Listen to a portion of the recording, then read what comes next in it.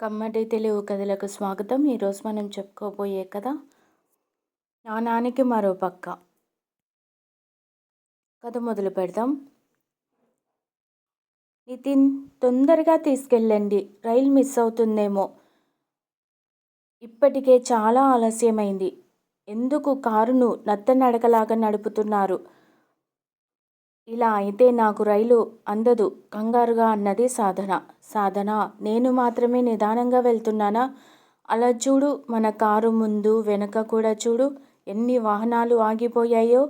ముందు ఏదో అడ్డుగా ఉన్నట్లుంది అన్నాడు నితిన్. కాసేపటి తర్వాత కారు కొంచెం పక్క నుండి వెళ్ళి కాస్త ముందుకు వెళ్ళి మళ్ళీ ఆగింది. సాధన, అదుగో అక్కడ యాక్సిడెంట్ అయ్యింది, ఎవరో ప్రాణాపాయ స్థితిలో ఉన్నారు. అందుకు ట్రాఫిక్ జామ్ అయ్యింది. పదే పదే హారన్ కొట్టిన ఏ వాహనాన్ని ముందుకు దాటనివ్వట్లేదు. అంబులెన్స్ కోసం అందర్నీ ఆపేశారు అన్నాడు నితిన్. ఆ మాట విన్న వెంటనే సాధన అసహనం అంతా ఎగిరిపోయింది. అయ్యో, అనవసరంగా ఎంత కోపం తెచ్చుకున్నాను స్వాగతంలో అంది సాధన. సాధన, మన చుట్టూ ఉన్న వాటిపై మన స్వంత అవగాహనల ఆధారంగా మనం సృష్టించుకున్న దృష్టికోణం వల్ల ఒక రకమైన గందరగోళంలో ఉంటాం. అందుకే ఎప్పుడూ సంతోషంగా ఉండాలి. మనసుతో చూసే దృష్టికోణాన్ని మనస్సుతోనే విశ్లేషించి సరైన నిర్ణయం తీసుకోవాలి నిదానంగా అన్నాడు నితిన్. అవకాశం దొరికితే చాలు ఏదో పాఠం చెప్పాలని చూస్తారు. నేను ఏమీ వినాలని అనుకోవడం లేదు, చిర్రుబుర్రులాడింది సాధన. నీకు కోపం వచ్చిందని నాకు తెలుసు. అది విన్న అమ్మతో క్రెచ్ గురించి చెప్పినప్పటి నుండి ఆవేశపడుతున్నావు. నేను అమ్మ గురించి ఆలోచించి అన్నాను. దాన్ని నువ్వు అపార్థం చేసుకొని అర్ధాంతరంగా పుట్టింటికి బయలుదేరావు. నేను ఒక మాట చెప్తాను, వింటావా అన్నాడు నితిన్. మీరు ఎలాంటి ఉద్దేశంతో అన్నారో తెలియనంత పిచ్చిదాన్ని కాదు. ఇక నాకు పిల్లలు పుట్టరని మీరిద్దరూ నిర్ణయించుకున్నారా? కోపంగా అన్నది సాధన. అయ్యో, నువ్వు అర్థం చేసుకున్న విధానం తప్పు. మనకు పిల్లలు పుట్టరని ఎవరన్నారు? దానికి క్రెచ్ పెట్టడానికి సంబంధం ఉందా? ఎప్పుడు ఆశ, ఉత్సాహంతో కూడిన సానుకూల ఆలోచన ఉండాలి. అలాంటి దృక్పథంతో ఉంటే వైరాగ్యపు ఎడారి కూడా పచ్చని అడవిలా ఉల్లాసంగా మారుతుంది. అమ్మ సంతోషంగా ఉండాలని ఆ ఆలోచన చేశాను. అది నువ్వు వేరే కోణం నుండి చూస్తున్నావు. స్టేషన్ వచ్చింది, దిగు అన్నాడు నితిన్. అదృష్టవశాత్తు సికింద్రాబాద్ నుండి నర్సాపూర్ వెళ్ళే రైలు పట్టాల మీద బయలుదేరడానికి సిద్ధంగా ఉంది. మీరు రైలు ఎక్కవద్దు, రైలు కదిలే సమయమైంది. అతని మాట కోసం ఎదురు చూడకుండా సాధన ఎక్కవలసిన కోచ్ నెంబర్ చూసుకుని ఎక్కింది. బర్త్ నెంబర్ 14 దగ్గరకు వచ్చి ఆగింది. ఆమె బర్త్ మీద ఇద్దరు పిల్లలు కూర్చుని ఉన్నారు. ఆ బర్త్ నీదేనా? ఒకసారి చెక్ చేసుకో. కిటికీ దగ్గర నిలబడున్నాడు నితిన్. సాధన ఒకసారి మళ్ళీ సీట్ నెంబర్ పొరపడ్డానేమోనని ఫోన్లో చూసుకుంది. సరిగ్గానే ఉంది, 14 నెంబర్ నాదే అంటూ ఎదురు బర్త్ వైపు చూసింది. కళ్ళు మూసుకొని రెండు చేతులతో నుదురు పట్టుకొని సుమారు 50 ఏళ్ల ఆమె కూర్చొని ఉంది. తనతో తెచ్చిన సూట్ కేస్ కింద పెట్టి ఆవిడ కళ్ళు తెరవాలని చప్పట్లు కొట్టింది సాధన. ఆమె కళ్ళు తెరిచి చూసింది. ఈ బర్త్ నాది అంటూ ఫోన్లో టికెట్ చూపించింది సాధన. సరేనమ్మా, నేను కూర్చున్న బర్త్ అప్పర్ బర్త్ కూడా మాదే. ఈ పిల్లలు నా మనవడు మనవరాలు. నువ్వు పడుకునే సమయంలో బర్త్ వాల్చేదాకా పిల్లలు అటూ ఇటూ ఆడుకుంటారు. నువ్వు డిన్నర్ చేసే వరకు పిల్లల్ని కూర్చొనివ్వమ్మా అందావిడ. సాధన, పిల్లలే కదా, కూర్చొనివ్వు. మరో మాట విను, నీకు పుట్టింట్లో ఉండాలనిపించినన్ని రోజులు హాయిగా ఉండిరా. బండి కదులుతోంది, దిగాక ఫోన్ చెయ్యి అని కూల్గా అన్నాడు నితిన్. తన కోపాన్ని అర్థం చేసుకొని అతని మాటలకు చిరాకు వచ్చింది సాధనకు. సమాధానం చెప్పకుండా తల తిప్పుకుంది. కిటికీ దగ్గర కూర్చున్న పిల్లలను పక్కకు జరగమని తను కూర్చుంది. చుక్చుక్మంటూ రైలు అక్కడి నుండి కదిలిపోయింది. ఆంటీ, కొంచెం జరగండి, నేను కిటికీ దగ్గర కూర్చుంటాను అన్న మాటలు వినిపించి తల తిప్పి చూసింది సాధన. 5 సంవత్సరాల పాప నిలబడి ఉంది. జుట్టు సరిగ్గా దువ్విలేదు. గౌను కూడా కొంచెం నలిగిపోయి ఉంది. నుదుటి మీద ఉండాల్సిన చోట్లో బొట్టు లేదు. కాస్త వంకరగా పక్కకు జరిగి ఉంది. ఆ పాప పక్కనే కాస్త చిన్నగా ఉన్న అబ్బాయి నిలబడున్నాడు. ఆ అబ్బాయి బట్టలు కూడా నలిగిపోయి ఉన్నాయి. జుట్టు దువ్వకుండా వదిలేయటంతో నుదుటి మీద ఉన్న కళ్ళను కప్పుతూ ఉంది. సాధనకు వాళ్ళని చూస్తే పలకరించాలనిపించలేదు. ఆంటీ, మీరు ఇటు జరగండి, నేను అక్కడ కూర్చుంటాను మళ్ళీ అన్నది పాప. ఊహూ, నువ్వు కాదు, నేను కూర్చుంటాను అన్నాడు బాబు. ఆంటీని ముందు అడిగింది నేనే కూర్చుంటాను ఒక తోపు తోసింది పాప. బాబు వచ్చి సాధన మీద పడ్డాడు. వెంటనే సాధన ఆ అబ్బాయిని పైకి నెట్టేసింది. బాబు పడిపోబోయాడు. ఎదురు సీట్లో ఉన్న వాళ్ళ అమ్మమ్మ కూడా పడకుండా పట్టుకుంది. అమ్మమ్మ, అక్క నన్ను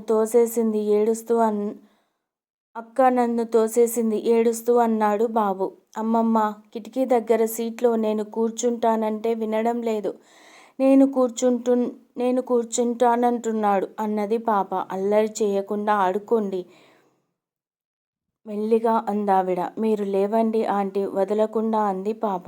సాధనకి అసలే చిరాగ్గా ఉంది. ఆ పాప సీటు అడగడం ఇంకా విసుగు కలిగించింది. సమాధానం ఇవ్వకుండా కిటికీలోంటి బయటకు చూస్తోంది. రైల్వే స్టేషన్కి దగ్గరలో ఉన్న హోటల్లో టిఫిన్ తీసుకోవాలనుకుంటే దారిలో ఆ కారు వల్ల ఆలస్యం అయ్యింది. ఇప్పుడు టిఫిన్ రైల్వే క్యాంటీన్లో ఆర్డర్ చేయాలి అనుకుంది సాధన. ఇద్దరు పిల్లలు అటూ ఇటూ పరిగెడుతున్నారు. ఒకరితో ఒకరు పోట్లాడుకుంటున్నారు.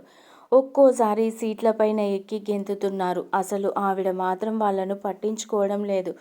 ఫోన్లో ఏదో చూసుకుంటోంది. ఆ పిల్ల మళ్ళీ సాధన దగ్గరకు వచ్చింది. ఆంటీ, మీరు అక్కడి నుండి లేస్తారా? ఈసారి దూరంగా నిలబడి అడిగింది. లేవను, కరాఖండిగా చెప్పేసింది సాధన. ఎందుకు లేవరు? పిల్లలు అడిగితే ఏదైనా చేస్తారని మా అమ్మ చెప్పింది అన్నాడు బాబు. ఇది నా సీటు, అది మీ సీటు, మీరు ఇక్కడ కూర్చోకూడదు పంతంగా అన్నది సాధన. అయితే ఇటు జరిగి కూర్చోండి, కిటికీ దగ్గర కూర్చుంటే మాకు మా అమ్మ కనపడుతున్నది అన్నది పాప. పాప వల్ల అమ్మమ్మ అలా ఎదిరించి మాట్లాడవద్దని వారించడం లేదు. ఏదో లోకంలో ఉంది. అసలు ఇవేవీ పట్టించుకోవడం లేదు. అది సాధనకు కోపం తెప్పిస్తోంది. పిల్లలకు తెలియకపోయినా పెద్దావిడికైనా తెలియాలి కదా అని లోపల తిట్టుకుంది. రైల్వే సర్వర్లు మీల్స్, టిఫిన్స్ తీసుకుని వచ్చారు. ఆవిడ 2 ప్లేట్ల ఇడ్లీ తీసుకుంది. సాధన కూడా ఒక ప్లేటు ఇడ్లీ తీసుకుంది. అమ్మమ్మ, చట్నీ కారంగా ఉంది, నెయ్యి వెయ్యి అంది పాప. ఇక్కడ నెయ్యి ఉండదు తల్లి, ఇలాగే తినాలి అన్న ఇడ్లీ ముక్క తక్కువ చట్నీ అద్ది పెడుతోంది. ఊహూ, నాకు వద్దు అని చిరాగ్గా ఊసేసింది పాప. నాకు సాంబార్తో పెట్టు అన్నాడు బాబు. ఆవిడ అలాగే నాన్న అంటూ ఓపిగ్గా సాంబార్తో ఒక్కో ముక్క పెడుతోంది. ఛీ, బాలేదమ్మమ్మ, మా అమ్మ బాగా చేస్తుంది అన్నాడు బాబు. అలా పేచి పెడితే బొజ్జ నిండదు. మా అమ్మ కదూ, మా బాబు కదూ అంటూ ఇద్దరికీ తినిపించిందావిడ. కానీ ఆవిడేమీ తినలేదు. అక్కడంతా ఇడ్లీ సాంబారు మరకలు పడ్డాయి. సీటు మీద కూడా పడింది. సాధనకు అదంతా అపరిశుభ్రంగా అనిపించి ఇడ్లీ కూడా తినబుద్ధి కాలేదు. నిన్నటి నుండి అత్తగారి మీద, భర్త మీద కోపంతో ఆహారం సరిగ్గా తినలేదు. ఇప్పుడు ఈ పిల్లలు అల్లరి చూస్తుంటే విసుగుతో తినాలనిపించడం లేదు. కానీ ఆకలి వేస్తుంది. కిటికీలోండి బయటకు చూస్తూ గబగబా నోట్లో కుక్కేసుకుంది. లేచి బయటకు వెళ్ళి వాష్ బేసిన్ దగ్గర చెయ్యి కడుక్కొని వచ్చి కూర్చుంది. ఆవిడ పిల్లలకు వాష్ బేసిన్ వైపు తీసుకెళ్ళి వాళ్ళ చేతులు మూతి కడిగి బ్యాగ్లోంచి టవల్ తీసి తుడిచింది. తరువాత ఒక టిష్యూ పేపర్ తీసుకుని సీటు మీద శుభ్రంగా తుడిచింది. ఇక నేను పడుకుంటాను ఆవిడతో అన్నది సాధన. సరేనమ్మా అని తల ఊపింది. సాధన బెర్త్ మీద దుప్పటి వేసుకుని పడుకుంది. పిల్లలకు మళ్ళీ కూర్చునే అవకాశం ఇవ్వకుండా. సాధనపై బెర్త్ మీదకు ప్రయాణికులు వచ్చేశారు. పిల్లలు పడుకోకుండా కింద సీట్లో కూర్చోవడం వల్ల ఆవిడ అప్పర్ బెర్త్ వేసుకోకుండా కూర్చోనుంది. పిల్లలు పడుకోవడానికి చాలా పేచి పెడుతున్నారు. సాధనకు నిద్ర రావడం లేదు. నిన్న ఉదయం జరిగిన సంభాషణ గుర్తుకు వచ్చింది. సాధన నితిన్లకు వివాహం జరిగి 5 ఏళ్ళయ్యింది. నితిన్ తండ్రి రామారావు పెళ్లికి ఏడాది ముందే హార్ట్అటాక్ వచ్చి కాలం చేశాడు. తల్లి సుశీల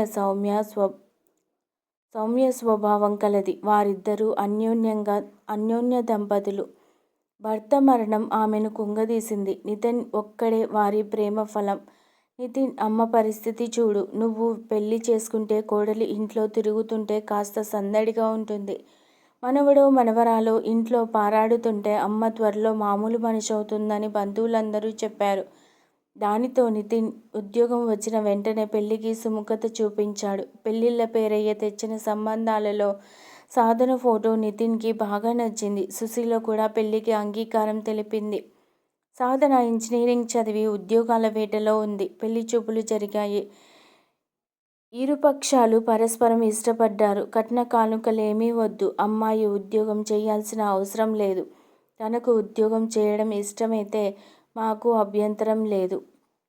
మా ఇంట్లో ఒకరుగా కలిసిపోతే చాలు అన్నది సుశీల. ఆ మాటలకు అందరూ సాధన అదృష్టానికి పొంగిపోయారు. సాధన మన కుటుంబ నియంత్రణ పద్ధతులు పాటించిన అవసరం లేదు. మా అమ్మ తిరిగి మామూలు మనిషి కావాలంటే పసిపిల్లల వల్లే సాధ్యమవుతుంది. ఇది నా అభ్యర్థన అనుకో మొదటి రాత్రి భార్యతో అన్నాడు నితిన్. సరే మీ ఇష్టమే, నా ఇష్టం అన్నది సాధన. సాధన ఇంట్లో కలిసిపోయింది అనడం కన్నా ఆ ఇంట్లో ఆమెకు ఎదురులేదు. ఎవరు ఏ విషయంలోనూ అభ్యంతరం పెట్టరు. ఆమెకు ఆడుతూ పాడుతూ రోజులు గడుస్తున్నాయి. పెళ్ళై 2 ఏళ్ళయ్యింది. ఇంకా నువ్వు నెల తప్పలేదు. మీరేమైనా ఇప్పుడే పిల్లలు వద్దనుకున్నారా కోడలితో అన్నది సుశీల. లేదత్తయ్య గారు, అలాంటిదేమీ లేదు సిగ్గుపడుతూ అంది సాధన. అయితే ఒకసారి వెళ్ళి డాక్టర్ని కలవండి అన్నది సుశీల. ఆ సాయంత్రం డాక్టర్ దగ్గరకు వెళ్లారు నితిన్, సాధన. అన్ని రకాల పరీక్షలు, స్కానింగ్లు చేసిన పిదప పీసీఓడి ఉండటం వల్ల అన్నం ఫలదీకరణ చెందడం లేదు. క్రమం తప్పకుండా మందులు వాడాలి అని డాక్టర్ చెప్పారు. అప్పటి నుండి మందులు వాడుతూనే ఉంది సాధన. కానీ ఇంకా గర్భం రాలేదు. దీనితో సాధనలో తన గురించి అత్తగారు, నితిన్ ఏమైనా అనుకుంటున్నారేమో అనే ఆత్మన్యూన్యతా భావం చోటు చేసుకుంది. నిన్న ఉదయం నితిన్ వాళ్ళ అమ్మతో అన్న మాటలు సాధనకు బాంబు పేల్చినట్లు అనిపించింది. అమ్మా, మన ఇల్లు, ఆఫీసులు ఎక్కువగా ఉండే ఏరియాలో ఉంది. చాలామంది ఆడవాళ్ళు ఉద్యోగాలకు వెళ్తూ పిల్లలను క్రెచ్లో ఉంచుతున్నారు. మన ఇల్లు పెద్దగా కూడా ఉంది. 2-3 పిల్లలను ఒక ఆయా సహాయంతో చూసుకోగలవా? నీకు పిల్లలతో సంతోషంగా కాలం గడుస్తుంది. నువ్వు ఉద్యోగం చేసినట్లు కూడా అవుతుంది. ఏమంటావు నవ్వుతూ అన్నాడు నితిన్. ఊపిరి లేచి వచ్చిందంటాను నితిన్. ఇది నాకు, సాధనకు కూడా మంచి కాలక్షేపం అవుతుంది. తను కూడా ఈ మాటలు వింటే ఎగిరి గంతేస్తుంది అన్నది సుశీల. కానీ ఈ మాటలు గదిలో ఉన్న సాధన వినగానే తుల్లిపడింది. తనకు పిల్లలు లేరని వాళ్ళ ఎత్తి పొడిచినట్లు అనిపించింది. లోపలే తనలో తనే కుమిలిపోయింది. సాధన, నితిన్ మనిద్దరి చేత క్రెచ్ పెట్టిస్తానంటున్నాడు లోపలికి వచ్చి చెప్పింది సుశీల. సాధన జవాబు చెప్పకుండా తల అటూ ఇటూ ఊపింది తెచ్చి పెట్టుకున్న నవ్వుతో. నేను రేపు రాత్రికి మా ఇంటికి వెళ్ళాలనుకుంటున్నాను. తత్కాల్లో టికెట్స్ బుక్ చేయండి భర్తతో అన్నది సాధన. ఉన్నట్లుండే ఆకస్మిక ప్రయాణం ఏంటి? నువ్వు దేనికో బాధపడుతున్నట్లు అనిపిస్తోంది. పిల్లల కోసమే అయితే దిగులు పడకు. దేవుడు మనకు ఇచ్చినప్పుడే తీసుకుందాం. అయినా మన ఇంటి నిండా పిల్లలు రాబోతున్నారు సరదాగా అన్నాడు నితిన్. అతడి నవ్వు అగ్నికి ఆజ్యం పోసినట్లయింది సాధనకు. మాట్లాడుకున్న ప్రయాణానికి బట్టలు సర్దుకోవడం మొదలుపెట్టింది. ఆంటీ లే, నేను కిటికీ దగ్గర కూర్చుంటాను తట్టి పిలుస్తోంది పాప. సాధన ఆ మాటలకు ఆలోచనల నుండి బయటకు వచ్చింది. తనను లేపినందుకు పాప వైపు కోపంగా చూసింది. ఆంటీ, తమ్ముడు కొడుతున్నాడు, నేను మీ దగ్గర కూర్చుంటాను. ఆ కోపాన్ని పాప లెక్క చేయకుండా అంది. సాధన ఆ పాప వాళ్ళ అమ్మమ్మ వైపు చూసింది. ఆవిడ దీర్ఘాలోచనలో ఉంది. పిల్లల్ని పట్టించుకోకుండా ఈ పెద్ద మనిషి కలలు కంటోందా? మనసులో తిట్టుకుంది సాధన. పిల్లలు కొట్టుకుంటూ ఒకరినొకరు తోసివేసుకుంటూ అరుస్తున్నారు. అక్కడే కూర్చున్న వాళ్ళ అమ్మమ్మ తన ఆలోచనలో కూరుకుపోయింది. మధ్యలో పిల్లలు తన వైపు చూస్తున్నప్పుడు ప్రేమగా చూస్తూ ఆప్యాయంగా చిరునవ్వు నవ్వుతోంది. రైలు ప్రయాణిస్తున్న తోటి ప్రయాణికులందరూ కూడా పిల్లల అల్లరితో విసుగు చెందారు. ఇది రాత్రి సమయం. అందరం విశ్రాంతిగా నిద్రపోవాలనుకుంటాం. మీ పిల్లలు చాలా అల్లరి చేస్తున్నారు. మీరేమో పట్టించుకోవడం లేదు, కట్టడి కూడా చేయడం లేదు. మీ వైఖరి మాకు నచ్చడం లేదు ఒక ప్రయాణికుడు అన్నాడు. ఏమి మనిషండి మీరు? పిల్లలు అంత అల్లరిగా ప్రవర్తిస్తుంటే వాళ్ళని ఆపకుండా చిరునవ్వుతో ప్రోత్సహిస్తున్నారు. వారికి వివరించడం మీ బాధ్యత కాదా? కోపంగా అన్నది సాధన. అమ్మయ్య! నువ్వు గట్టిగా అరవడం వల్లనైనా ఆ పెద్దావిడ సిగ్గుపడి పిల్లల అల్లరిని ఆపుతుందేమో అమ్మాయ్ అన్నాడు ఒక ప్రయాణికుడు. నేను ఒక నిజాన్ని ఈ పిల్లలకు ఎలా చెప్పాలా అని ఆలోచిస్తున్నాను. కొన్ని క్షణాలు ఆగి అంది ఆ పిల్లల అమ్మమ్మ. అల్లరి ఆపమని ఎలా చెప్పాలా అని ఆలోచిస్తున్నారా? మీ మాటలకు అర్థమేంటి? చిరాగ్గా అన్నది సాధన. నాకు భర్త లేడు. ఒక్కతే కూతురు. ఈ పిల్లలు నా కూతురు పిల్లలు. మా అల్లుడు వ్యాపారంలో నష్టపోయి బాగా అప్పులు చేశాడు. అత్యవసరమైన పని ఉందని పిల్లలను నా దగ్గర వదిలి వాళ్ళిద్దరూ హైదరాబాద్ వెళ్ళిపోయారు. అప్పుల బాధ తట్టుకోలేక నా కూతురు అల్లుడు ఆత్మహత్య చేసుకున్నారు.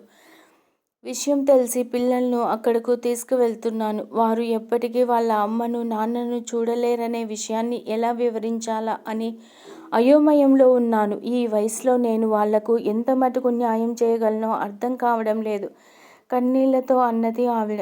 ఇది విని అందరూ అవాక్కయ్యారు. ఎవరూ ఏమీ మాట్లాడలేక స్తబ్దుగా అయిపోయారు. ప్రయాణికులకు వారిపై అప్పటి వరకు ఉన్న కోపం స్థానంలో ప్రేమ, జాలి ఏర్పడ్డాయి. పిల్లలు ఇంకా తమ అల్లరిలో మునిగిపోయున్నారు. కంపార్ట్మెంట్లో అటూ ఇటూ పరిగెడుతూనే ఉన్నారు. ఇప్పుడు ఆ పిల్లల క్రమశిక్షణ లేని పిల్లల్లా కనిపించడం లేదు. మృదువైన లేత పువ్వుల వలె కనిపిస్తున్న ఆ పసివాళ్లను చూస్తే హృదయం ద్రవించిపోతుంది. ఇప్పుడు ఆవిడ కూడా బాధ్యత లేని దానిలా కనిపించడం లేదు. కూతుర్ని, అల్లుణ్ణి పోగొట్టుకుని దీనంగా కనిపిస్తుంది. ఇద్దరు పిల్లలకు తండ్రిగా, తల్లిగా రక్షణ కల్పించే మాతృమూర్తిలాగా కనిపిస్తుంది. మన ఆలోచనలో మార్పు మన ప్రవర్తనలో మార్పుకు దారి తీస్తుంది. ఒకరి పట్ల మన వైఖరి, అవగాహన ఒక్క క్షణంలో మారిపోతుంది. పరిస్థితిని బట్టి అవగాహనలో ఎంత మార్పు! సాధన మనసంతా మూగపోయింది. కాసేపు మౌనం వహించి కళ్ళు మూసుకుంది. తరువాత పిల్లల్ని పిలిచి తన దగ్గర కూర్చోబెట్టుకొని కబుర్లు చెప్పింది. మీరు ధైర్యంగా ఉండాలి. ఇక నుండి పిల్లలకు తల్లి, తండ్రి మీరే. దేవుడు మీకు తప్పకుండా సహాయపడతాడు. మీకు మా సహాయం అవసరమైతే నాకు ఫోన్ చేయండి అని ఆవిడకి తన ఫోన్ నెంబర్ ఇచ్చింది సాధన. చాలా సంతోషం అమ్మా అని చేతులు జోడించి అంది ఆవిడ. సానుకూల దృక్పథంతో చూస్తే మనలోని నెగిటివిటీ నశించి సంతృప్తి చోటు చేసుకుంటుంది. అది గ్రహించిన సాధన మనసులో ఉన్న అపార్థం తొలగిపోయింది. ఇప్పుడు అత్తగారు నితిన్ మాట్లాడిన మాటలలో అంతర్యం సరిగ్గా అర్థం చేసుకుంది సాధన. మీకు ఈ కథ నచ్చినట్లయితే ప్లీజ్ లైక్ చేయండి, షేర్ చేయండి. కమ్మటి తెలుగు కథల ఛానల్ను సబ్స్క్రైబ్ చేయండి. Thank you very much.